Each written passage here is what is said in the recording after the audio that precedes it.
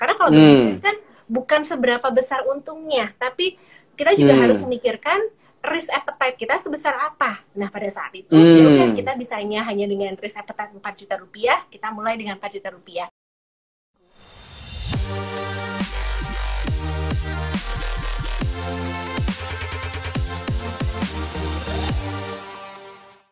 Hai guys, teman-teman The Kosaling Lovers, gimana kabarnya buat teman-teman sekalian hari ini ya? Semoga teman-teman semuanya selalu sehat ya, selalu diberkatin dan juga selalu bahagia ya. Itu yang selalu kami doakan untuk teman-teman semua yang hari ini lagi fighting menghadapi pandemi COVID ya, yang hari ini lagi surviving ya menghadapi PPKM dan sebagainya. Saya harapkan teman-teman juga tetap semangat, tetap tetap keep on spirit ya, tetap harus yakin positif bahwa wabah atau pandemi COVID ini akan segera berakhir ya. Tapi tentunya meskipun kita juga positif, tentunya di dalam bisnis pun kita harus tetap bisa mencari langkah-langkah, mencari strategi bagaimana kita bisa menanggulangi atau kita bisa kita melakukan step-step apa untuk kita bisa menang, kita bisa bertahan di pandemi COVID hari ini. Nah, teman-teman, hari ini kita undang salah satu narasumber yang luar biasa yang teman-teman juga mungkin juga beberapa pernah mendengar daripada beliau ya, sudah pernah mendengar daripada kehebatannya beliau. Dan mungkin kalau teman-teman saya ngomong satu merek yang mungkin hampir di semua kota mungkin ada gitu ya, adalah kebab Turki Baba Raffi gitu ya. Nah, hari ini kita undang salah satu foundernya, salah satu ownernya ya, dan beliau adalah CEO dari kebab Turki Baba Raffi, adalah Bu Nilam Sari ya. Jadi hari ini kita akan ngobrol panjang lebar dengan beliau, yang pastinya hari ini kalian tonton sampai habis karena nggak akan rugi, karena hari ini kita akan kulik bagaimana sih di pandemi COVID ini Baba Raffi bisa surviving dengan kurang lebih hampir 1.300 outlet guys. Bayangin guys, 1.300 outlet ya. Jadi kalau kita misalnya, mungkin teman-teman punya bisnis gitu, mungkin ya kalau kalian sudah punya bisnis atau mungkin kalian punya juga teman yang berbisnis, rata-rata mungkin mereka punya 1 cabang lah, 2 cabang lah, 3 cabang lah gitu ya. Mungkin mempertahankan dengan cabang yang ada tidak terlalu susah gitu ya. Kenapa? Karena kondisinya belum terlalu besar perusahaannya gitu ya. Tapi kalau seandainya kondisi sudah 1.300 outlet guys, itu bukan hal yang gampang ya, karena banyak yang harus dipikirkan gitu ya. Terus kebijakan setiap daerah pasti berbeda-beda, dan ini yang memang akhirnya menyebabkan mungkin kita atau pengusaha tersebut harus pintar, harus pandai bagaimana bisa bermanuver ya, supaya bisa surviving di era COVID seperti ini. Nah, oke. Sambil menunggu Bu Nilam Sari ya. Ya, gimana nih perasaannya hari ini, semangat nggak guys?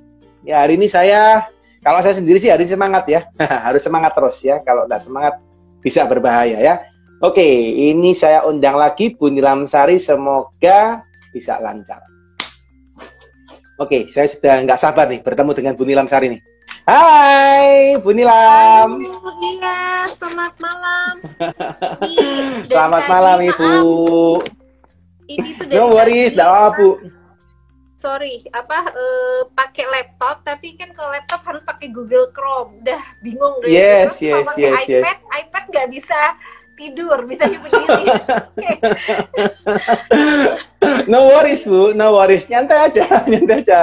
Gak apa-apa Bu. Siap. Pokoknya dipasin yang enak, yang nyaman gitu ya, supaya live-nya juga biar Ibu juga happy.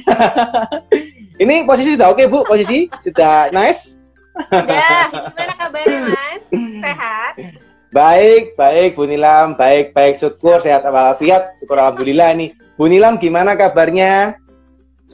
Alhamdulillah sehat, cuman alhamdulillah ya Bu ya. Tentunya dengan masa pandemi seperti ini lagi agak luar biasa. Kita prihatin ya.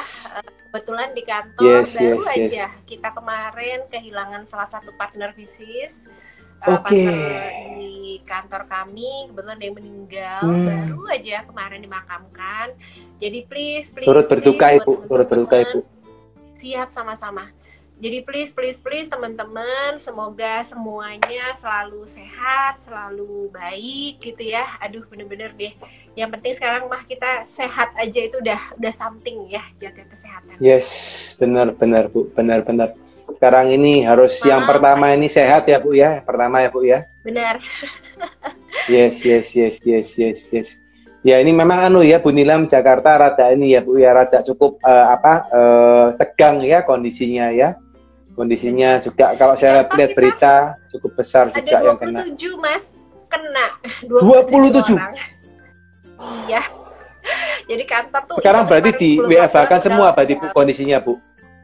Sampai di ini WFH di Jakarta semua. Oke. Oke. Semangat ya Bu. Sama Surabaya. Saya orang Surabaya, kalau dengar. Pasti Surabaya ya Bu Nilam ya. Surabaya tuh langsung wah. Mantap, waduh, iya. Jadi sekarang menetap terus di Jakarta berarti ya Bu, selama ini ya berarti ya. Benar. Sejak 2008 pindah Jakarta sampai sekarang. Kebetulan orang tua kemarin kan tinggal bapak ya. Ya udah saya ajakin ke Jakarta. Udah Surabaya kosong. Oke. Iya, tapi memang ini ya Bu ya, Jakarta udah salah satu center bisnis ya kalau sekarang ya. Salah center bisnis terbesar kan ya, mau nggak mau mesti ke Jakarta ya. Iya. Jadi yang namanya bisnis itu kalau memang berkembang mau nggak mau sih biasanya ke Jakarta ya. Kenapa? Karena kalau di Jakarta itu ibaratnya kita nggak pernah tahu nih sebelah kita itu siapa. Karena biasanya adalah memang kalau di Jakarta itu adalah pengambil keputusan. That's why bisnis di Jakarta itu growing-nya, duplikasinya, bahkan untuk kita bisa expanding-nya itu lebih cepat daripada kalau kita di daerah. Karena kalau di daerah kan, kalau di Surabaya zaman dulu saya inget banget nih, misalkan kita mulai kerja sama suatu brand, tapi ternyata iya Pak, sebentar ya gitu. Terima kasih Tamago, aduh sudah ini diucapkan ya, ya terima kasih banyak. Sorry. Nah itu kalau kayak dulu tuh kita di Surabaya, oke, kita mau kerja sama suatu brand gitu ya, pasti yang Surabaya ngomongnya oke, akan coba kami sampaikan dulu ke pusat gitu ya, dan itu lama gitu kan. Enaknya lagi yes. kita kenalnya sama pengambil keputusan nih ya, jadi lebih cepat. Seperti itu. Yes. Mau nggak mau, kalau mau survive, mau growing harus ke Jakarta nih Bu ya. Ini juga satu grup buat teman-teman nih ya. Pilihan gini, kalau Surabaya masih lebih manusiawi. Kalau Jakarta itu kayak bener-bener bagi orang yang emang sama bisnis ya, enak banget. Iya. Ini bener-bener lingkungan yang sangat, bagi saya itu sangat menantang gitu ya, terus juga sangat suportif gitu. Amin kalau kita mau besar di sini adalah tempatnya gitu. Tapi kalau emang mungkin pengen kehidupan yang agak lebih laid back gitu ya, pengen agak lebih tenang, nah mungkin bisa di Surabaya ya. Surabaya kan juga second city ya, jadi saya rasa masih oke lah gitu. Yes. Penasaran nih Bu Nilam, waktu 2008 gitu ya pindah ke Jakarta, apa yang dirasakan Bu waktu pindah Jakarta? Oke. Jadi waktu itu kan mulai bisnis, bener banget Mas Dedi. Jadi pada saat itu kan mulai bisnis tahun 2003 ya. Nah akhirnya memang growing banget tuh di Surabaya. Alhamdulillah pada saat itu ya. I think waktu itu kita masuk on the right time, on the right moment gitu ya pada saat itu. Jadi kayak bener-bener orang lagi pengen belajar bisnis, belum se-booming sekarang ya Mas. Amin lagi nih deh kalau kita ngomong ya. Zaman dulu Mas, yang bisnis itu, maaf, pasti orang Chinese, ya kan? Orang Jawa kan ada bisnis gitu Mas, ya kan? Kalau orang Chinese emang dari keluarganya, dari bloodnya gitu kan, it's about dagang gitu ya. Tapi kalau sekarang jadi entrepreneur, wah keren, pasti kaya, pasti wah keren, anaknya dapat menantu idaman gitu ya. Kalau zaman dulu kan, kenapa kalau bisnis kayaknya jelek ya, nasakom ya, nggak diterima kerja ya, gitu kan, pasti gitu kan Mas. Iya. Itu beda gitu ya. Nah pada saat itu orang-orang pengen bisnis gitu ya, pengen belajar, karena mungkin terkait dengan pada saat itu kan ada tahun 98 tuh kan krisis ekonomi ya Mas, banyak banget orang yang PHK. Nah dari situ orang-orang dapat banyak uang pesangon, nggak ngerti mau diapain, karena mereka sama sekali nggak punya pengalaman background bisnis, mau kerja juga belum ada pekerjaan, benar kan? Nah akhirnya mau nggak mau membuat banyak orang pengen berbisnis. Nah bisnis mereka juga masih clueless, sama seperti saya. Nah pada saat itu kita memang ya udah mulai aja sesuatu yang kecil, tapi memang at the end itu growing really good gitu ya, dan mulai berkembang. Dan kita membuat sistem kemitraan, kita buat sistem franchising, dan alhamdulillah kok bisa diterima market. Dan mungkin yang pada saat itu kita ditertawakan karena lu kalau bisnis yang bener dong, masa gerobakan itu mah cuman apa sih, nggak jelas banget gitu. Kalau mau bisnis tuh orang bisnis pasti restoran, kafe gitu kan, atau kalau enggak bisnis yang jelas-jelas aja kayak natural resources, atau paling enggak kos-kosan deh gitu kan, zaman dulu kan orang seperti itu gitu kan. Nah, tapi at the end of the day gitu, kita yang memilih jalan kita sendiri gitu, kita yang ya udahlah gitu kan, kita maksudnya sesuatu yang memang ya udah karena emang kita kemampuannya sekian dengan modal yang kecil, ya udah kenapa nggak kita mulai aja dengan resiko yang memang kita taker bisa kita terima gitu kan. Karena kalau bisnis kan bukan seberapa besar untungnya, tapi kita juga harus memikirkan risk appetite kita sebesar apa. Nah pada saat itu ya udah kita bisanya hanya dengan risk appetite 4 juta rupiah, kita mulai dengan 4 juta rupiah.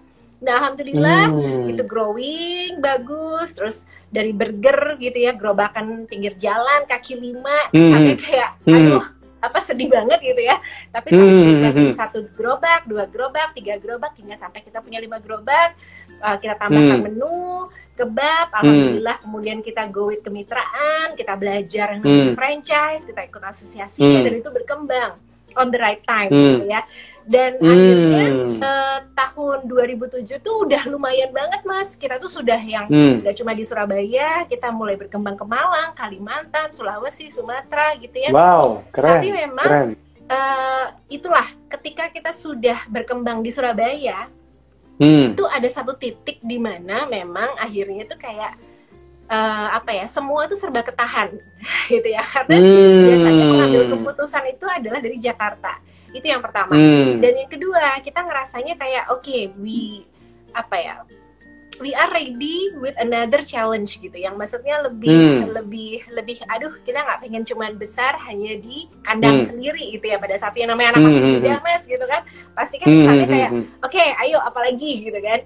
Nah akhirnya kita pindah ke Jakarta, tapi totally Jakarta itu adalah different level of game gitu ya. Jadi kayak kata orang Jakarta lebih kejam daripada ibu tiri, oh itu benar sekali ya. Aduh, wah saya ampun mas, nangis-nangis, sambil like dari zaman dulu mas gitu kan, Jakarta aja gitu ya, dari bandara naik bis gitu ya, terus harus ngangkat kan harus sampai Blok M dulu, baru Lebak Bulus ya. Waduh, kalau naik taksi kok mahal banget gitu kan, taksi di Jakarta sama Surabaya kan beda banget mas gitu ya. Belum ada ini ya, taksi online ya bu ya. Belum mas, belum ada ya. Naik bajai gitu kan. Bajai, ini kok rasanya sampai rumah gemeter semua ya.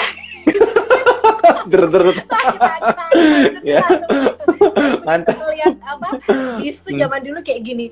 Aku one day ya tengah kota, aku akan punya kantor gitu ya, yang punya di Jakarta gitu. Aku pasti bisa menguasai Jakarta. Jadi kayak kadang tuh ya, namanya anak muda kan, kita kan seneng kayak mimpi, kita punya ide, cita-cita gitu ya.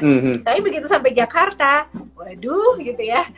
Mas, kalau orang Jawa nih mas, kalau misalkan ada salah ya, orang tuh pasti akan masih, Mbak, permisi ya, aku mau komplain, tapi jangan marah, aku cuman kasih masukan, tapi nanti maksudku bahaya loh ya, jangan begini gitu kan, jadi kayak sandwich gitu kan, pembuka dulu, intinya apa, baru nanti kemudian penutup gitu ya. Baru terakhir, enggak aku cuma ini loh kok bahan bakunya itu telat gini gitu. Ini bahkan beneran loh, jangan marah, nanti sampean sensi sama aku gitu kan. Aku udah maksudnya baik kan kalau orang Jawa gitu ya mas. Orang Jakarta mas, lu buka kantor nggak? Kalau emang nggak dia buka kantor, tutup aja.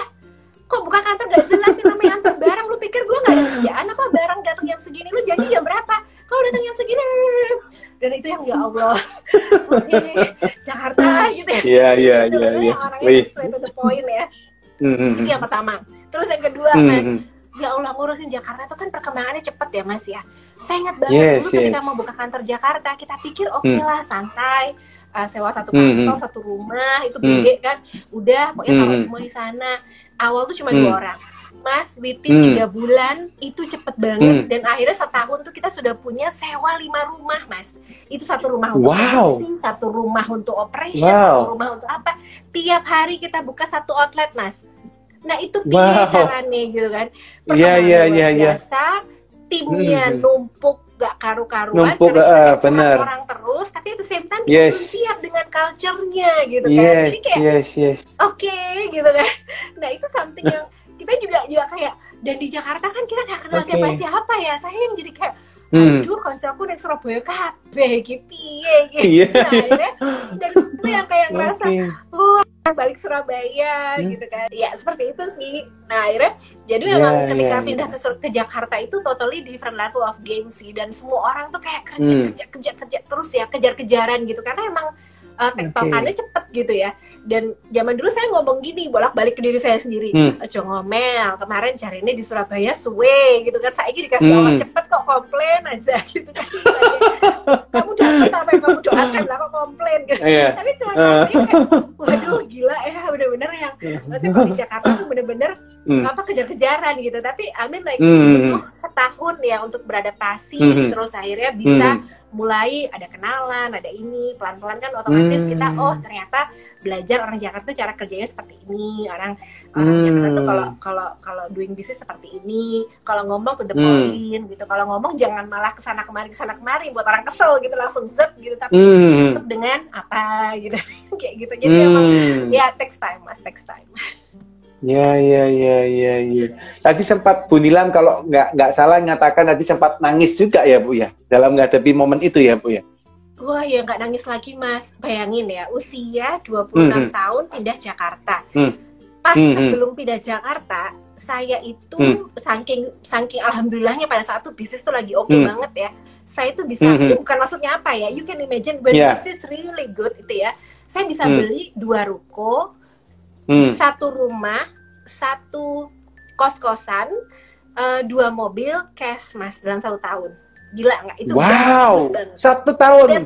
Wih, keren. Luar biasa. Dan itu ya, itu kayak apa namanya? Kayak apa ya? Jadi kayak ngerasa jadi sombong gitu kan, mau nggak mau kan pada saat itu. Jadi kayak ngerasa I'm ready for another level. Gini doang. Yes. Kan? Tapi kan sebenarnya gini, expansion itu mudah. Tapi kembali lagi, bagaimana mempertahankan itu sulit, ya kan Mas? Sebenarnya kalau bagi saya. Yes. Sebenarnya itu tadi, ketika di Jakarta itu totally berbeda gitu ya. Dan pada saat itu yang saya bilang tadi, perkembangan terlalu cepat itu ternyata juga jadi malapetaka Mas, gitu. Karena zaman dulu pun itu saya sempat yang namanya ketika lagi sukses-suksesnya beli kos-kosan. So akuisisi perusahaan lain, orang ngerti Mas akuisisi itu apa, wis pokoknya biar keren gitu kan. Ya biasa terus habis itu apa invest ke natural resources Mas, wis orang ngerti natural resources itu apa. Sempat masuk juga Bu ke ini. Apa resources tambang-tambang dan kawan gitu. Iya, ya orang ngerti kok apa Mas, pokoknya wis kata aneh keren gitu kan. Nah, tapi ternyata akhirnya kita kebluwo gitu ya. Dan kemudian sampai satu titik yang perkembangan kantor terlalu cepat, karyawan nambah terus, namanya juga culture belum dibangun. Nah, itu jadi lack of nggak ada culture yang bagus gitu ya, dan untuk sistemnya juga masih belum sempat dibangun karena terlalu cepat gitu. Nah, itu juga problem. Nah akhirnya tahun 2008 itu sempat Mas, jadi yang namanya pemilihan presiden 2 kali kan. Nah Barafi itu sumber masukannya adalah dari franchise, kemudian dari bahan baku, dari royalty, dan dari beberapa yang lain gitu kan. Tapi paling utama itu adalah franchise, bahan baku, dan dari penjualan di outlet. Nah kalau salah satu dari 3 pilar ini terganggu, otomatis kita langsung ambruk gitu, maksudnya kayak berat gitu kan. Nah pada saat itu otomatis kan ketika tahun 2008 ada pemilu, udah gitu ada krisis ekonomi kedua kan Mas, hitting Indonesia tahun 2009. Nah itu bener-bener semua orang tuh nahan, gak ada yang mau investment, mereka mending nunggu gitu kan situasi sampai jelas. Nah otomatis kita kena, plus kita tadi kayak OKB Mas, invest kesana kemari gitu kan, orang ngerti invest. Nah itu pembelajaran hidup juga ya. Jadi sampai di titik itu kita yang kayak, aduh kita kehabisan duit gitu ya. Nah, tapi sampai satu titik itu akhirnya kita yang ya udah gimana caranya menyelesaikan. Sempet Mas dulu kita mau jual this company gitu ya. Tapi kemudian ternyata Tuhan kayaknya berbicara lain gitu kan. Pas udah mau tanda tangan, tiba-tiba ya ada sesuatu yang nggak pas, akhirnya kita mau nggak mau harus mundur. Nah sampai di titik itu kita yang ya wes lah, berarti Tuhan kan nyuruh kita belajar gitu kan. What doesn't kill you always make you stronger, bener nggak Mas? Nah, sampai di titik yang seperti itu ya udah kita kemudian Kita kemudian, saya sempat sekolah S2 pada saat itu ya, dapat beasiswa, belajar banget tentang yang namanya mengelola perusahaan dari sebuah case study. Dan biasanya kalau S2 itu case study. Jadi sebenarnya kita semua itu punya background cara berpikir yang tumbuh dari keluarga kita. Tapi kemudian bagaimana pengaplikasiannya, bagaimana kita melihat sebuah sumber daya, bagaimana kita menyelesaikan masalah, perumusan sampai eksekusi, hasilnya bisa berbeda. Nah, dari situ saya belajar banget tuh bagaimana tentang cara mengolah masalah, menyelesaikan perencanaan dan lain-lain. Nah, di sana juga teman-teman tuh ternyata memang orang-orang yang levelnya itu kayak orang-orang yang memang sudah kayak manajer untuk Southeast Asia gitu ya, di DS Bank gitu kan. Jadi bener-bener saya belajar banget gitu kan kepada beliau dan bagaimana untuk meng-hire the right talent. Karena pada saat itu juga saya masih muda banget, Mas. Ketika masih muda itu kan otomatis kita nggak berani hire orang yang lebih tua ya, karena takut yes gitu kan. Nah, dari situ saya malah tidak menyelesaikan masalah karena sebenarnya kita perlu belajar dan kita perlu untuk delegasi dan kita perlu untuk membina tim kita dari nol, tapi at the same time kita juga harus berusaha untuk memasukkan tim dari luar supaya ada ada perubahan dari luar, ada perubahan dari dalam juga. Jadi dua-duanya seimbang. Nah, dari situ saya mulai meng-hire orang yang bagus dan pada saat itu kan emang banyak banget perusahaan yang jatuh gitu ya. Saya hire orang-orang bagus, Mas, dengan harga yang sangat reasonable. Kita buat program bareng, kemudian berusaha untuk eksekusi bareng. Alhamdulillah within 1,5 tahun lah. Kemudian dari hutang 14 miliar itu bisa kembali ke rasio hutang normal. Wow. Aduh, Mas, keren. Keren.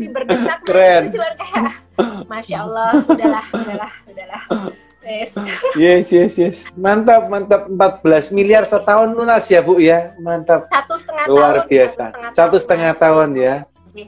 Wow. Kembali ke rasio hutang normal. Kalau nggak salah pada saat itu rasio hutang normal kita tuh 1,5 miliar lah, apa sih untuk piutangnya ya yang berjalan. Jadi masih saat itu.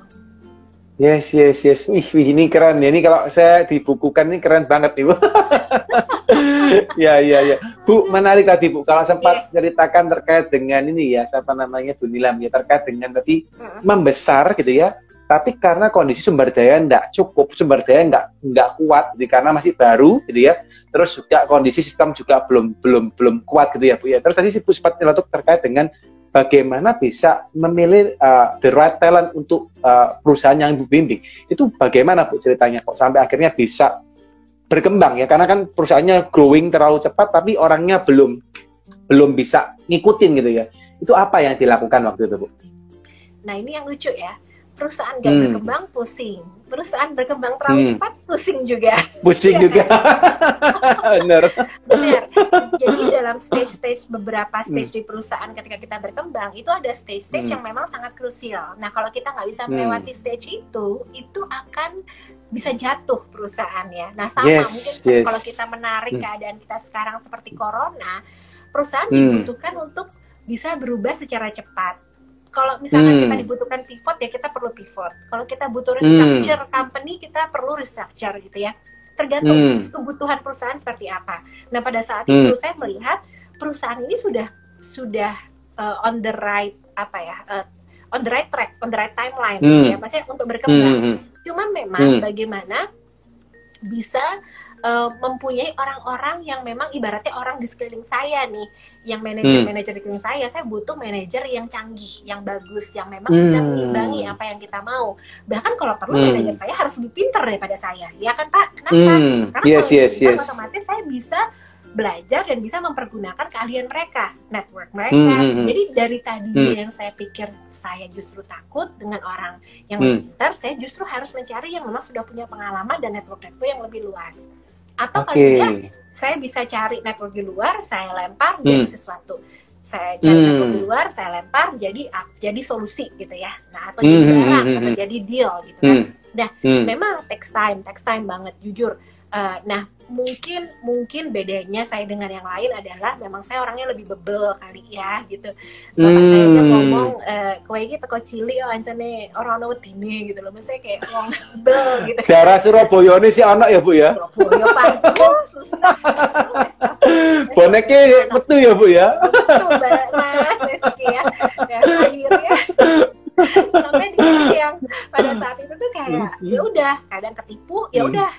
Yang penting kita jalan aja cari solusi. Ketipu ya udah cari solusi. Saya percaya ketika kita dapat sesuatu cobaan, challenge gitu kan, itu kan sama kayak ujian kan. Kita naik SD ujiannya ya segitu. Kalau SMP ujiannya segitu. Nah once kita mau lebih gede lagi, otomatis ujiannya juga pasti akan lebih gede lagi. Justru sering banget kita nggak dapet uang Mas ya, nggak dapet keuntungan, malah kadang dapetnya ilmu dan pengalaman. Well, I think kita butuh dua-duanya, gitu kan?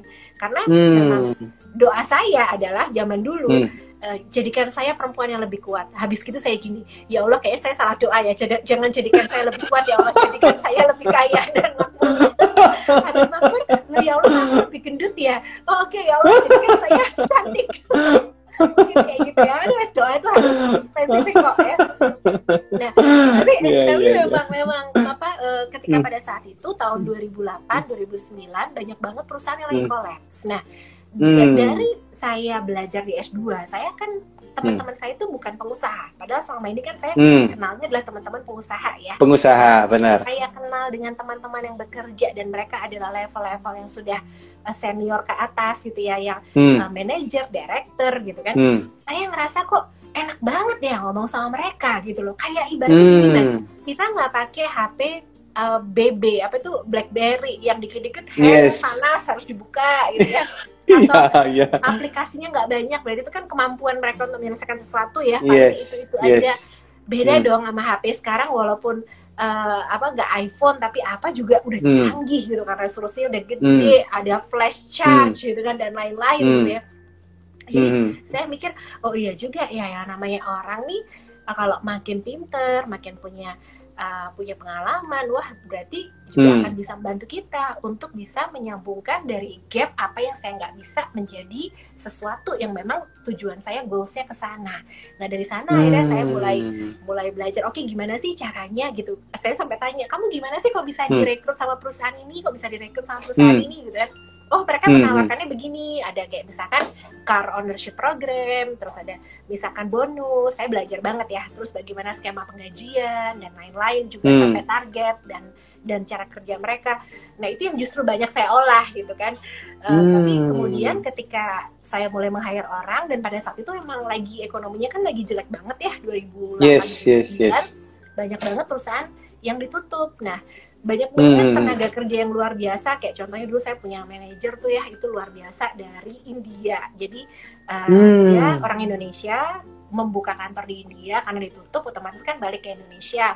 Dia adalah manajernya di sana, saya ambil gitu dengan harga yang maksudnya karena emang situasinya lagi nggak bagus kan, mereka mau gitu ya. Tapi kembali lagi as an owner, kita ya harus mampu menjelaskan, tolong bantuin saya, kalau kamu di sini bantuin saya, ini perusahaan lokal loh, yang kita tujuannya adalah pengen mengembangkan brand lokal. Sekarang kita udah ada di seluruh Indonesia. Next kita pengen banget untuk bisa goes to Malaysia, Filipina, goes to luar negeri. Jadi jangan hanya brand luar yang masuk ke Indonesia. Nah ketika saya ngomong begitu, tapi ini saya hire nggak satu ya, saya karena gini, saya tahu banget, saya tuh orang sales banget, saya orang marketing banget, saya tahu, saya orang branding. Saya lemah di finance yang pertama, yang kedua di logistik ya, operation, yang ketiga satunya di sebentar, waktu itu operation HR. Bukan, satunya saya tahu apa ya, kok aku lupa ya waktu itu. Ada tiga area, logistik, finance, sama satunya logistik, operation, dan finance. Ya. Oke. Ini saya yang paling lemah. Jadi makanya pada saat itu saya ya udah, saya ngambil 3 manajer karena udah punya jam terbang bagus untuk menyelesaikan permasalahan saya di 3 area ini.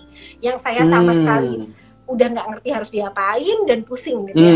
Wah ternyata mereka memang punya capability di sana dan mereka jago banget. Saya ketika menjelaskan saya pengennya begini, mereka comes up dengan solusi-solusi yang sama sekali saya tidak pernah terfikirkan gitu ya.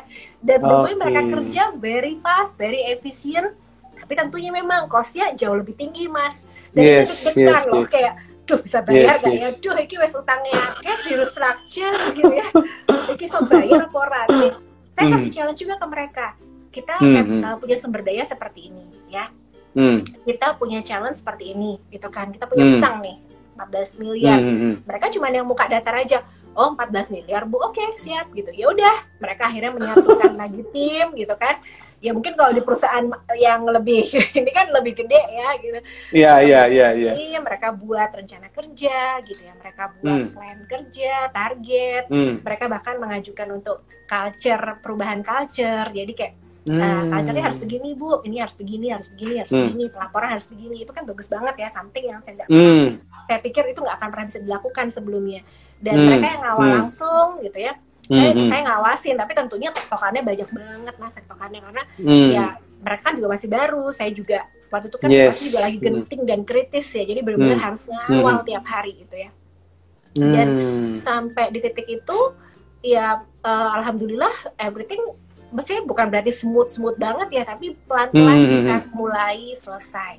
Dan saya juga belajar ya dari kita tuh tidak terlalu harus selalu reaktif terhadap keadaan, karena kadang kalau kita terus berjalan aja dan berusaha menyelesaikan, insya Allah ada jalan. Sebenarnya ketika saya hire manager, nah kemudian saya benar-benar yang mikirnya ya udah manager, kemudian mereka membantu untuk membuat target, membuat timeline untuk penyelesaian. Mereka juga menulis ya sumber daya apa aja yang bisa kita lakukan. Mereka juga kemudian mengajukan kayak culture perusahaan itu harus dirubah seperti apa untuk mencapai target itu, karena culture perusahaan itu kan sebenarnya paling basic ya. Bagaimana cara karyawan yang harus bisa mengikuti peraturan perusahaan, cara bekerja, cara kita habit kita sehari-hari, itu yang paling penting sebenarnya dibangun pada saat itu. Dan jujur karena pada saat di awal tuh kita banyak banget waktu itu hire karyawan yang terlalu masif gitu ya. Tapi ternyata setelah kita review, banyak banget karyawan yang ternyata memang tidak bisa mengikuti standar kita yang baru ataupun peraturan perusahaan yang baru gitu ya. Nah akhirnya mau nggak mau itu sempat ada beberapa kali PHK massal juga karena sempat kita review, oh ternyata yang ini tidak masuk, kita harus hire lagi. Nah kemudian beberapa saat lagi, yang ini masih bisa, setelah berapa saat ya, setahun kita review lagi. Jadi memang everything takes time gitu ya. Cuman saya percaya sih selama kita berusaha mah pasti ada jalan ya. Jadi kadang tuh ketika di depan tuh udah kelihatan gelap banget, ada kok Allah pasti akan ngasih jalan. Cuman tinggal bagaimana kita ngejalan ini aja, dan memang tetap bagaimana kita bisa melangkah. Ya mungkin sama ya kalau kita try to relate dengan keadaan sekarang. Saya tahu banget keadaan corona ini berat banget buat semua orang. Tidak hanya secara finansial tapi juga mental gitu ya. Banyak banget cobaan gitu ya, tapi memang saya percaya sih selama kita tetap berjalan, melakukan apa yang kita bisa, insya Allah pasti ada jalan seperti itu. Yes. Menarik ya Bu ya, kondisi ternyata lika-liku kehidupan dari seorang pembisnis itu tidak seperti jalan tol ya Bu ya, tapi kayak naik gunung gitu ya Bu ya. Kayak denyut jantung. Iya, jantung deg. Ya. Ini menarik sih. Ibu sempat cerita tadi dari yang mungkin nggak ngerti sampai akhirnya bisa hire manajer yang jauh lebih pandai dari ibu. Ibu juga keep up untuk belajar gitu ya. Bagaimana bisa nyamain pikirannya mereka sampai berani untuk melakukan istilahnya PHK massal ya Bu waktu itu Bu ya, karena sudah tidak memenuhi standar waktu itu dengan kebutuhan bisnis ibu yang baru. Nice. Oke Bu, kalau kita nyambung sekilas ya Bu ya, kalau mungkin Ibu mengalami kan 2008, 2009, which is 2010 mungkin paling akhir gitu kalau nggak salah tahun itu ya. Nah ini kan rasa hampir sama seperti tahun itu ya Bu ya, karena kita juga mulai ekonomi slowing down kan 2018 mulai turun, 19 properti juga turun, tiba-tiba 2020 corona gitu ya. 2021 belum selesai gitu ya, bulan ini PPKM karena wabahnya semakin menggila gitu ya. Nah itu gimana Bu? Maksudnya pandangan Ibu selaku pembisnis yang sudah mungkin lebih dari 10 tahun ya untuk berkecimpung di dunia bisnis itu ya, itu apa yang dirasakan Bu dengan momen seperti sekarang ini? Iya,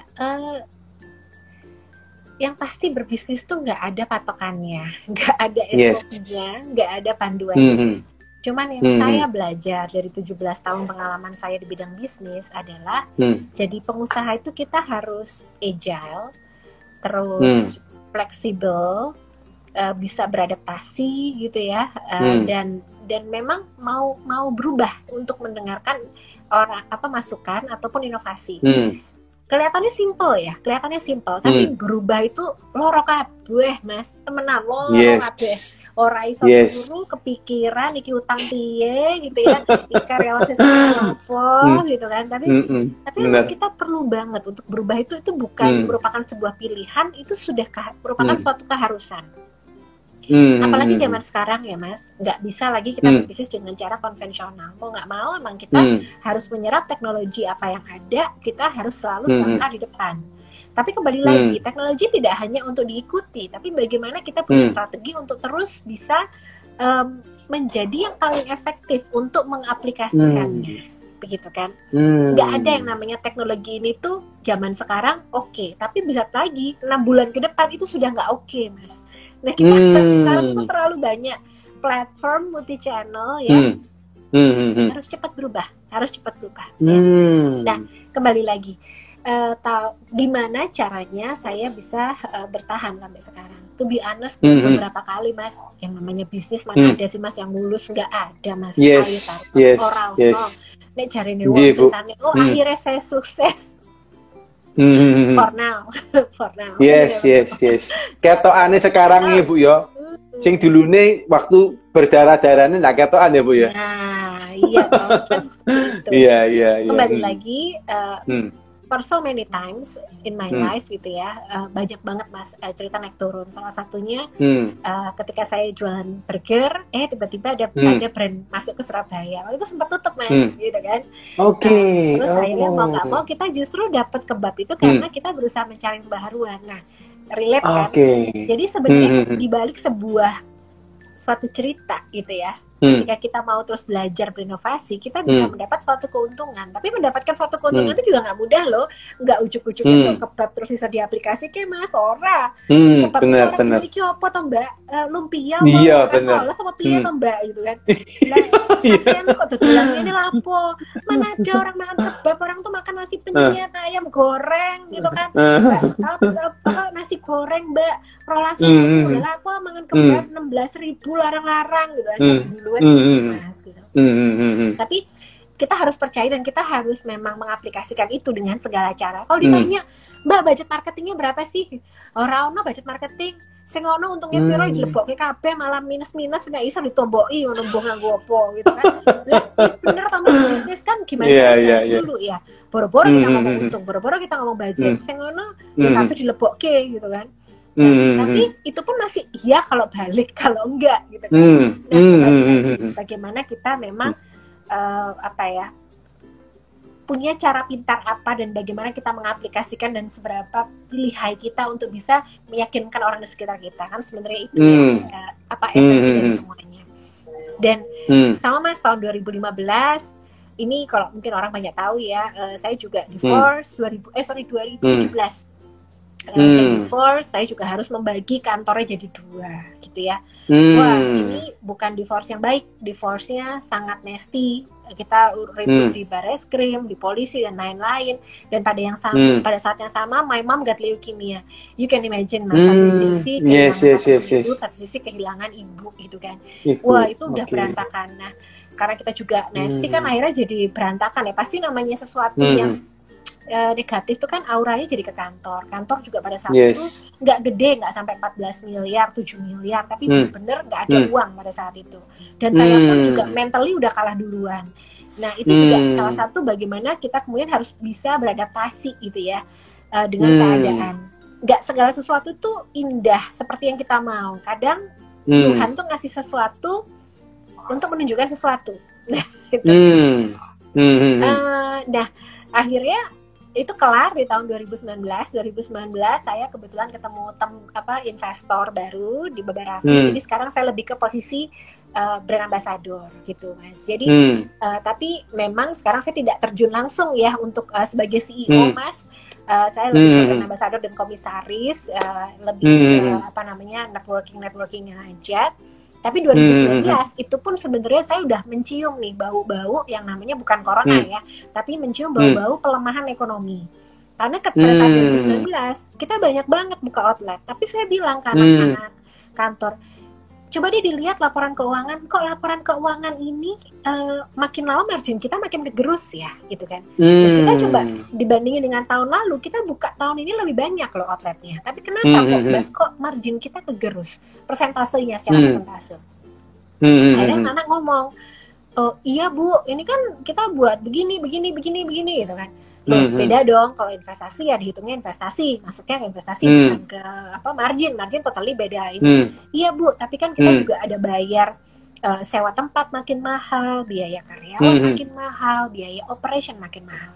Nah, ada 3 pilar, Mas. 3 pilar dalam perusahaan itu yang memang cost ini itu yang membebani pengusaha. Terlepas dari omsetnya berapa, biaya itu harus dibayar. Sama seperti lockdown sekarang. Kalau orang nggak bisa jualan, biayanya harus dibayar. Mau nggak mau orang gulung tikar, bener nggak? Ya, padahal sekarang adalah zamannya dimana kita itu zaman adalah untuk sharing aset, sharing ekonomi, atau kita sebutnya disruption, gitu ya.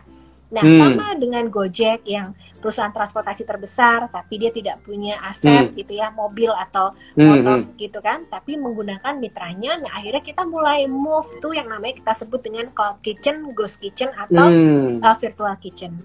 Pada tahun 2019 itu belum familiar ya. Dan sebenarnya Baba Raffi pun itu sudah kita sebut dengan cloud kitchen sebenarnya ya, atau ghost kitchen, karena orang tidak hampir duduk tapi orang tinggal beli.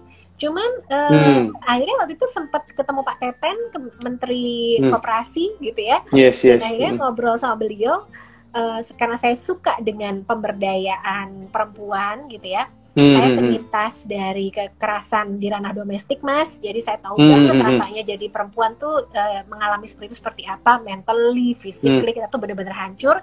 Nah, padahal kan banyak banget perempuan yang harus jadi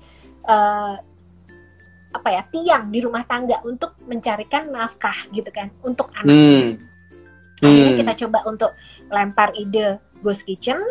Kita trial kepada 200 ibu-ibu gitu ya yang sebagai kepala rumah tangga harus menafkahi. Ternyata dari 200, 150-nya bisa berjalan. Jadi 75%. Wow, keren. Sukses gitu ya. Nah, keren. Saya senang banget tadinya awalnya lebih kayak pemberdayaan perempuan gitu. Jadi konsepnya adalah tidak buka outlet, tapi kita buka outletnya itu di rumahnya ibu-ibu tadi, sambil ngurus anak, sambil lewat HP, kan very easy ya, cara jualan disambungin ke Gojek, disambungin ke Grab, dari rumah, bahan baku pun kita juga udah frozen. Kalau dia mau ngurus anak, kalau dia mau jualan tinggal diaktifkan, sampai laporan inventory juga ada gitu kan, jadi very easy untuk ibu-ibu yang nggak terlalu paham HP pun very easy. Nah, dari situ akhirnya kita mulai itu yang namanya Ghost Kitchen lah, sampai konsep ini tuh sempat kita bawa waktu itu saya jadi delegasi APEC Asia Pasifik di Chile tahun 2019 dan kita jadi juara pertama. Wow, keren.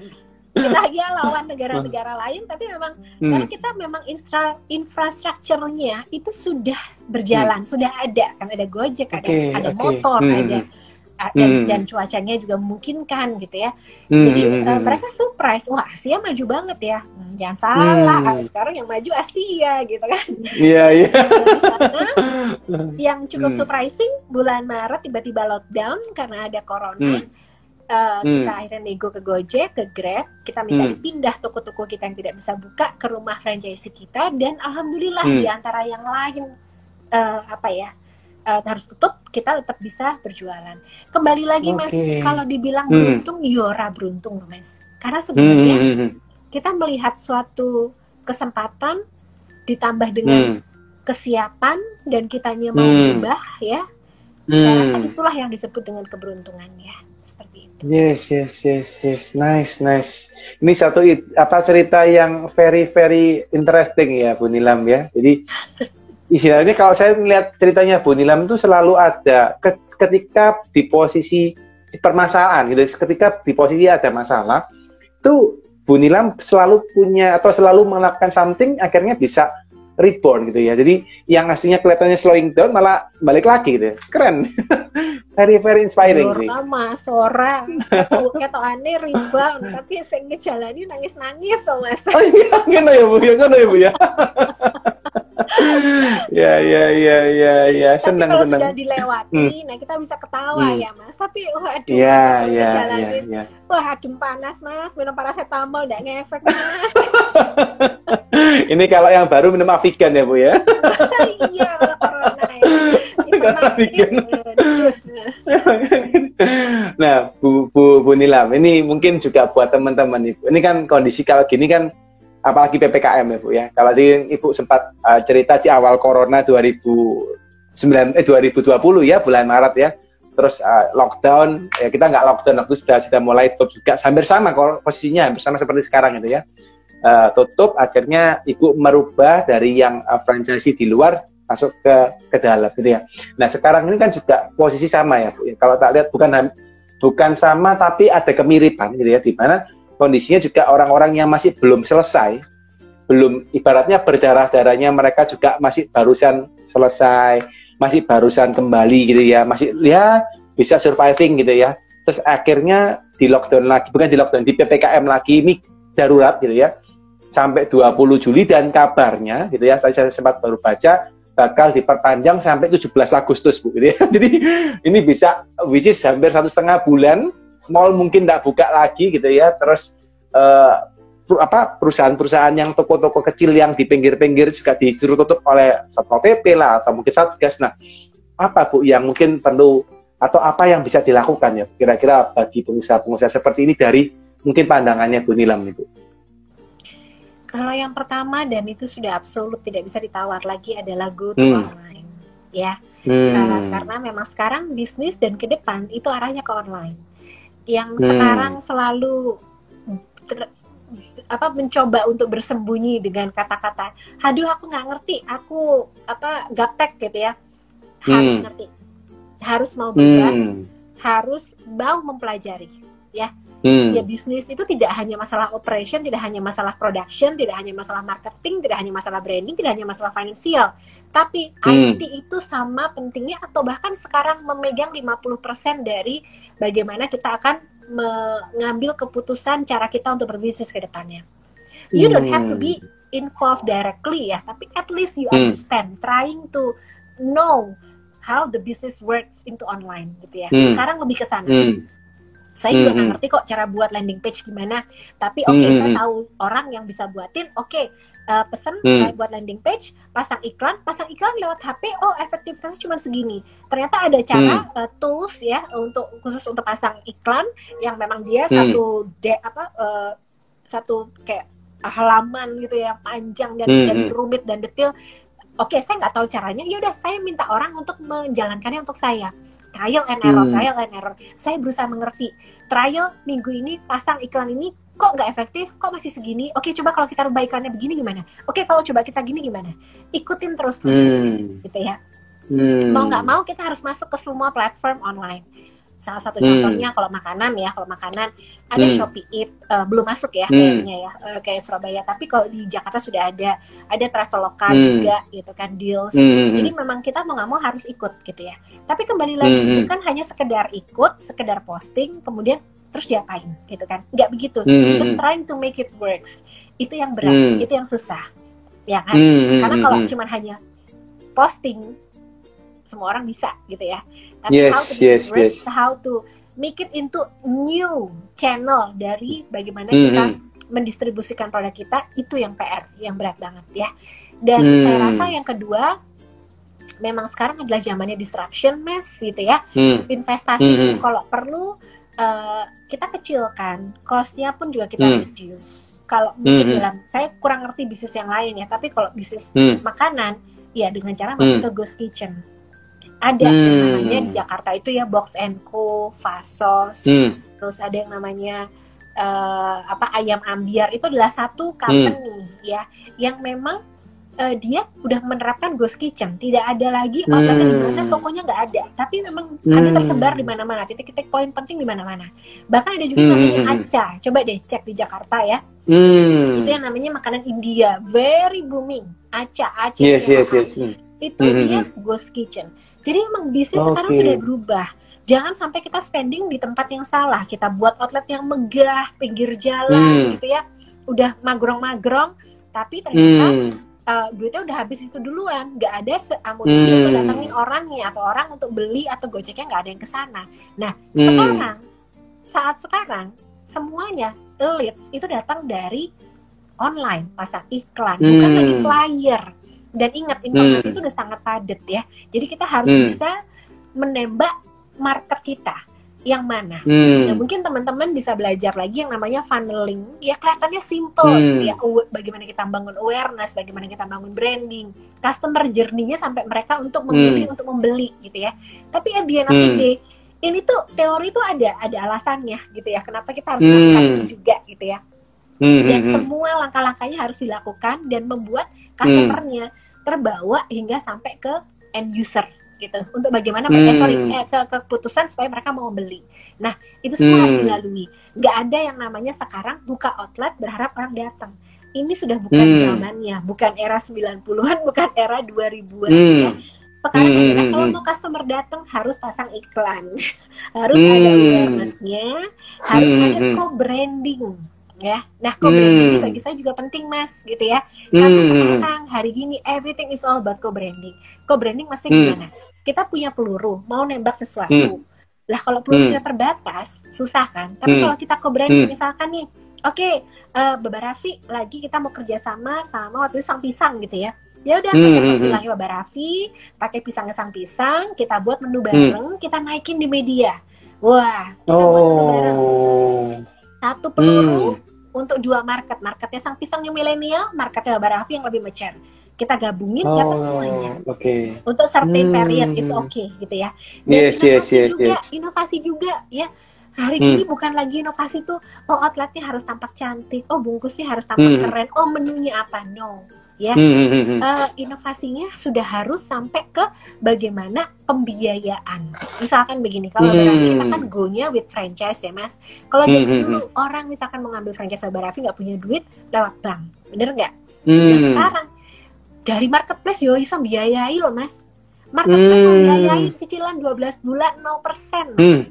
Lah saya bilang marketplace pakai omset gelem ra gitu kan. Tapi bantu aku yo cicilan 12% 12 bulan 0% ya gitu ya. Untuk saya.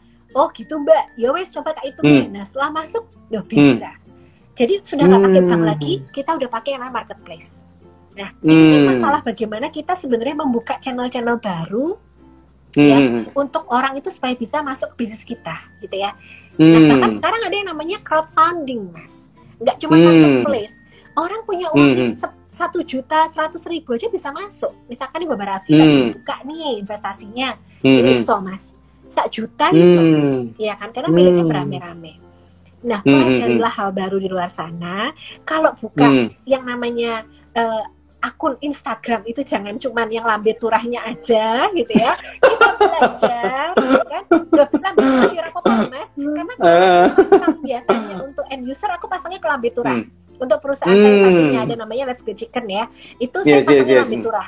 Tapi kalau nanti untuk franchise-nya saya pasangnya kayak maaf misalkan di tempat The Consulting atau usaha apa, sukses berusaha gitu-gitu yang memang orang usaha gitu kan. Nah jadi kita kalau ngelihat sosial media, ngelihat Facebook, ngelihat TikTok, it's okay untuk hiburan, it's okay. Tapi ada same namanya pengusaha, kata basicnya kan usaha. Ya bisa usaha terus gitu. Bener. Mantap ini ya. Teman-teman coba tak rangkum lagi ya. Jadi yang disampaikan sama Bu Nilam ini adalah kalau kondisi sekarang ini gitu ya. Satu, harus go online. Itu wajib guys ya buat teman-teman ya. Jadi jangan lagi ngerasa kalian itu nggak bisa online itu atau nggak mau online. Wah itu sudah ketinggalan zaman. Jadi online tuh harus nomor 1. Yang kedua, sudah dari online harus mikirkan lagi apa? Mungkin ke arah IT-nya gitu ya. Jadi membuat aplikasi atau membuat apa di dalam perusahaan Anda supaya bisa semuanya dijalankan dengan lebih efisien. Gitu ya, lebih efisien. Tapi pesan dari Bu Nilam tadi adalah apa? Ojo iso nggawe tok, gak iso dilakoni gitu ya. Habis digawe ya apa caranya mengefisiensikan dan membuatnya gitu ya. Terus ketiga, harus dipikirkan terkait dengan kolaborasi ya. Jangan harus ini inovasi gitu ya. Ojo pakai cara-cara lama terus. Like dulu misalnya Pak Barafi jualnya di outlet, sekarang pakai cloud kitchen atau ada ghost kitchen gitu ya. Jadi juga ada produknya yang lain, mungkin juga ada yang sebagai ghost kitchen gitu ya. Yang keempat, kolaborasi ya. Jadi itu yang juga perlu dilakukan buat teman-teman waktu mau iklan kayak gitu ya. Mungkin kalau misalnya teman-teman ada yang usahanya, mungkin ya bisa sambungan sama temennya ya, apa caranya bisa digabung nih iklannya barengan, mungkin seperti itu ya. Jadi itu beberapa hal yang bisa dilakukan teman-teman buat terutama untuk kondisi sekarang. Begitu ya Bu Nilam ya? J, benar. J, siap. Nah Bu Nilam, ini mohon maaf ada pertanyaan nih dari siapa nih? Kak Linda ya, Kak Linda Friana. Saya bacakan ya Bu Nilam ya. J. Oke, Kak Nilam, apa saja unsur terpenting dalam berbisnis yang harus di-bold? Wah, ini unsur terpenting dalam bisnis yang harus di-bold gitu, Bu Nilam, pertanyaannya. Unsur terpenting dalam berbisnis yang harus di-bold? Yes. Tergantung bisnisnya. Saya nggak tahu bisnisnya Mbak Linda ini apa ya. Tapi kembali lagi sih, kalau emang namanya kita sebagai business owner, sebagai leader tuh kan kita harus ngelihatnya dari helicopter view ya. Tapi at the same time karena semua resikonya itu ke kita, jadi emang kita mau nggak mau harus bisa jadi CEO, chief of everything. Dan kita harus chief everything officer gitu ya. Iya, tapi kan nggak bisa terus juga kalau kita chief of everything terus. Kalau chief of everything terus ya bisnisnya nggak kemana-mana, otomatis kita akan stuck di situ aja. Nah kita yang paling penting adalah kita bangun sistem hiring the right talent, mencarikan pendanaan ya untuk kita bisa melakukan lompatan, bisa melakukan dalam berbisnis tuh kita bisa mencari lompatan gitu ya. Dan yang paling penting adalah terus berinovasi dan belajar. Saya percaya investasi yang paling bagus yang kita lakukan itu sebenarnya bukan kemana-mana ya, bukan rumah, bukan kantor, bukan apa juga gitu, tapi lebih sebenarnya ke diri kita sendiri gitu. Saya invest banyak banget untuk yang namanya bisa ikut kursus short course gitu ya dalam luar negeri, sekolah S2 gitu ya, bahkan kayak ikut grup-grup atau zaman sebelum corona ya, ikut grup-grup berbisnis dan lain-lain. Karena at the end of the day saya percaya investasi terhadap diri kita sendiri itu sebenarnya yang paling penting ya, seperti itu. Yes, nice. Itu jawabannya dari Kak Linda ya. Semoga bisa ini ya terjawab ya. Ada lagi nih Bu dari Tamogocik nih ya. Maaf, saya ingin bertanya bagaimana saat kita membuka cabang baru kita agar mudah dikenal. Terima kasih. Pasang iklan, Mas. Wes gampang kok hari gini. Pasang iklan baik. Wes nganggo apa jenenge Instagram Ads gitu ya. Itu Instagram Ads. Ya kan, itu all about big data. Nah, ketika ada big data, otomatis ya udah target kita siapa dan harus targeted ya. Target kita nggak bisa namanya semua orang atau semua perempuan, oraiso ya. Kembali lagi, peluru kita terbatas, kita harus tahu benar nih mana yang mau kita targetin. Apakah usia misalkan 15 sampai 25, orangnya mungkin talkatif, hobinya adalah adventure, atau mungkin dia suka terhadap bisnis. Nah itu kan harus kita masukin juga di target kita yang mana gitu ya. Atau mungkin 10%-nya perempuan, bahkan sampai areanya. Misalkan nih kita punya barang di Cinere gitu ya. Kita pakai Cinere dulu aja kita pasangnya. Kita bisa tulis kok Cinere Depok gitu ya. Nggak usah sampai yang ke Jakarta, nggak usah even sampai ke Belanda, nggak usah even sampai kemana. Jadi benar-benar area yang memang kita mau aja. Dan itu bisa banget ya. Dan very targeted, dan kita bisa membayar start from 20 ribu sehari juga bisa gitu ya. Jadi hari gini caranya udah bukan lagi dengan cara flyer gitu ya, brosur, gitu, kembali lagi. Sudah zaman ya Mbak Bu ya? Enggak. Harus combine antara pasang iklan sama branding ya. Karena kalau kita mau pasang iklan terus, itu larinya ke sales, orang akan very price sensitive terhadap harga. Tapi at the same time kita juga harus menanamkan brand tersebut ke orang gitu. Karena kalau orang masih belum tahu, mereka juga nggak akan loyal gitu, nggak akan ada kepercayaan, nggak ada connection gitu ya.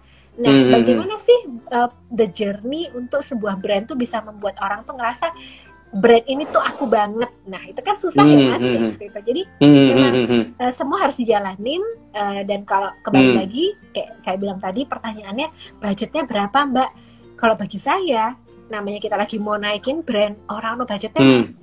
Ya wes pokoknya piye carane mbuh gitu ya. Nek saonone untungnya piye dilebokke maneh, bahkan nek iso tombok-tombok deh gitu kan. Tapi once the brand jalan, nah kita mulai menikmati gitu. Yes. Begitu ya, Tamagotchi ya. Harusnya bisa sangat menjawab ya. Kalau Bu Nila menjelaskannya itu enak pol teman-teman ya. Jelaskannya itu satu persatu sampai tuntas ya. Ini izin lagi Bu Nila ada 2 pertanyaan dari yang lain di kolom question ya, Q&A ya. Ini ada dari Eca Joli ya. Eca Joli, bertahan di pandemi gini supaya booster market online gimana ya? Oke. Yes. Yang saya bilang tadi gitu ya, yang pasti harus masuk ke multi channel ya. Sekarang kan banyak banget tuh ada marketplace gitu ya, ada bahkan channel-channel yang baru gitu. Bahkan untuk pengirimannya aja kalau zaman dulu itu cuma ada mungkin Gojek, GoSend gitu ya. Sekarang ada Maxim, ada banyak banget sekarang itu ya. Dan kita harus bisa compare harga mana yang memang bisa the best untuk kita dan juga untuk harga yang paling oke untuk customer juga.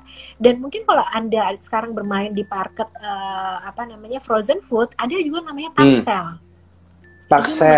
Ini membantu banget untuk pengusaha-pengusaha yang bermain di area frozen food. Ini membantu banget. Saya dulu tahun 2012 sudah masuk ke frozen food, tapi tidak terlalu berjalan. Kenapa? Karena pada saat itu belum ada pengiriman yang secepat Paxel. Jadi infrastrukturnya belum ada. Nah, kalau Anda mau main frozen food udah oke banget. Jadi kalau Anda tanya gimana sih caranya untuk bisa nge-boost online, pertama iklan, yang kedua landing page gitu ya. Tapi memang landing page ini biasanya adalah investasi yang quite pricey gitu ya, maksudnya mungkin agak mahal, yang marginnya agak luas sehingga bisa dibagi-bagi nih. Bahkan kita juga mulai bisa untuk meng-hire affiliate. Affiliate itu apa sih, Mbak? Affiliate itu adalah biasanya orang-orang yang mau membantu untuk menjualkan produk kita through online. Bedanya sama reseller apa? Kalau reseller lebih simple ya. Kalau reseller biasanya cuma pasang status, pasang di sosmed, pasang di WhatsApp status gitu dari materi yang kita buatkan gitu ya. Kalau affiliate dia akan modalin bener tuh untuk pasang iklan, buat buat akun sendiri, dia buat landing page sendiri gitu ya. That's why saya bilang tadi, the art of dunia online itu sebenarnya kuncinya adalah juga bagaimana kita bisa mengatur margin.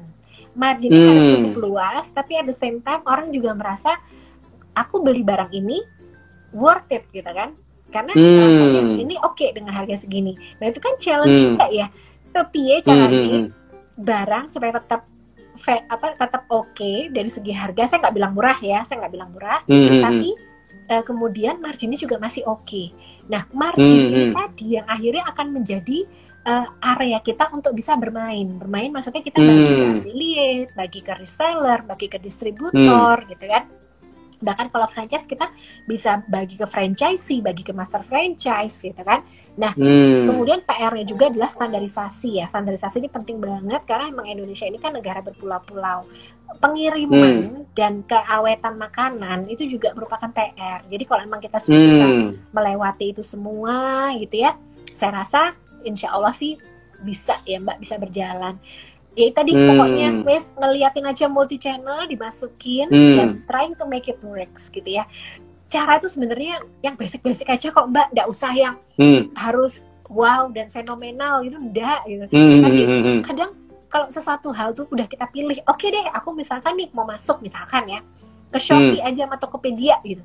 Tapi bener-bener kita utek aja tiap hari gitu ya, bener-bener kita bagusin fotonya, bagusin captionnya, kita ikut promo, kita ikut live-nya, kadang ada live Shopee, ada Traveloka Deals, ada kayak gitu-gitu kan, kita ikut, itu bisa kok, bisa.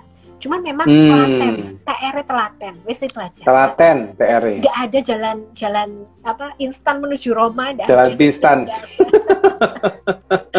Nggak ono jalan pintas ya guys. Jalannya selalu harus dijalani pelan-pelan gitu ya. Tapi katanya bahasa Inggris itu nggak ada namanya menjalankan bisnis, itu nggak ada, adanya running the business gitu, harus lari gitu ya. Gitu ya Bu Nilam ya. Yes. Siap. Pertanyaan terakhir Bu Nilam sebelum kita akhirin dari Ahmad Raharjo. Kerja pabrik apa bisa sekaligus jadi pengusaha? Wah ini ayo, ini langsung ke Bu Nilam nih. Why not?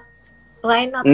Kalau menurut saya, why not? Ya, selama kita emang punya tekad ya. Karena kalau orang bilang saya terlalu sibuk, mas semua orang juga sibuk, nggak akan pernah ada waktu. Tapi kembali lagi, akan selalu ada waktu kalau kita mau meluangkan waktu tersebut, gitu ya. Nah, kembali lagi nih, niatnya apa, gitu ya. Dan saya percaya yang namanya sekarang dengan adanya teknologi gitu ya, memudahkan kita kok untuk menjalankan bisnis dari online. Itu sangat memudahkan banget. Jadi apa ya, online ini bener-bener kayak jalan keluar sebenarnya bagi orang-orang yang memang pengen sambil nyambi menurut saya. Nah, caranya gimana? Nah, itu PR-nya ya. Karena kita semua punya kenyamanan masing-masing ya, apakah memang mau dilakukan dulu, nggak siap hire tim, atau mungkin dari rumah dulu, atau justru mau mulai buat toko gitu ya, atau langsung ke channel. Nah, itu kan kembali lagi ya, monggo silakan. Tapi saya rasa semua orang bisa, selama kita memang apa ya, menyempatkan, itu aja. Nice. Jadi teman-teman ya, pokoknya jalani harus dijalano. Jalani harus dijalano. Pokoknya harus dilaku. Mantap. Waduh, matur suwun sangat Mbak Bu Nilam ya. Penjelasannya enak pol ya, penjelasannya enak sekali bagi yang nggak mengerti bahasa Jawa gitu ya. Penjelasannya enak sekali gitu ya. Penjelasannya, waduh, very insightful. Waduh, enak pol ini hari ini jelas dapat insight yakin dan teman-teman ya. Kalau nanti misalnya belum dapat yang sesi pertama guys, lihat ada jadi yang sesi pertama sudah tak simpen. Misi yang kedua teman-teman kalau belum nonton dari awal, ngulangin lagi ya, pasti banyak insight yang very insightful. Saya pun jadi host aja dengerin Bu Nilam ya, saya langsung, wih ngene yo, wih ngono yo. Rasanya dapat materi wakeh Bu Nilam. Ya, oke. Semoga ini ya kuat ya melewati zaman pandemi. Anda nggak sendiri kok, semua orang mostly mengalami hal yang sama gitu ya. Jadi yang penting adalah kadang tuh kalau ada suatu cobaan ya, nggak harus kita menyelesaikan semuanya tuh hari ini atau besok atau lusa atau minggu depan, enggak. Yang penting kita melangkah, kita terus mencari jalan ya. Saya percaya selama kita terus berjalan mencari jalan, itu akan ketemu jalannya atau dipertemukan dengan orang yang bisa membantu kita gitu ya. Dan saya juga percaya ketika kita mendapatkan cobaan atau challenge gitu ya, itu akan menjadikan diri kita itu bukan Nilam yang dulu lagi, tapi Nilam yang sekarang. Nggak selalu kok hal buruk itu buruk, nggak selalu hal baik itu juga baik. Jadi dijalani aja. Apa ya, kalau sudah berjalan setahun 2 tahun mungkin nanti kita ngeliat ke belakang, oh iya ya ada hikmahnya. Ya, semangat, insya Allah kita semua bisa melewati ini ya. Sehat. Insya Allah, amin. Mantap, thank you. Mantap Bu Nilam, mantap ya. Kata penutup langsung terakhir dari Bu Nilam ya guys. Jadi saya mau tanya penutupnya langsung Bu Nilam langsung memberikan tanpa saya tanya, luar biasa ya. Maksudnya kata penutupnya juga keren ya, maksudnya memberi kita semangat buat teman-teman. Yuk tetap harus fighting ya, jangan patah arang apapun yang terjadi. Jadi kalau kalian teman-teman dengerin ceritanya Bu Nilam, mungkin apa yang kita hadapin masih lebih berat Bu Nilam kok. Jadi jangan merasa seorang diri guys, semua itu sama ya, semua pasti ngalamin, dan apalagi sekarang pasti semua juga ngalamin. Yuk tetap harus kita fighting ya. Oke, buat teman-teman yang nonton hari ini thank you ya. Buat Bu Nilam juga thank you so much untuk sudah sharing hari ini Bu Nilam, matur suwun sangat ya. Buat teman-teman yang belum follow Bu Nilam, yuk di follow ya teman-teman. Yang nanti ini acara ini akan kita simpan di IGTV ya, juga akan kita live, kita akan publish juga di YouTube buat teman-teman. Jadi teman-teman nanti kalau misalnya melihat channel ini yang belum follow Bu Nilam, yuk monggo di follow Bu Nilamnya ya. Yang juga belum follow The Consulting juga silakan di follow ya. Oke teman-teman, terus semangat. Buat Bu Nilam juga thank you. Salam buat keluarga ya Bu, sehat-sehat terus. Saya selalu diberkati. Nggak ada Bu, mantep pekcer, wis jos, pokoknya apik tenan. Ya sehat-sehat terus Bu, selalu happy ya Bu Nilam ya. Salam buat keluarga ya Bu Nilam ya. Bye bye. Oke, mari. Makasih Bu, makasih.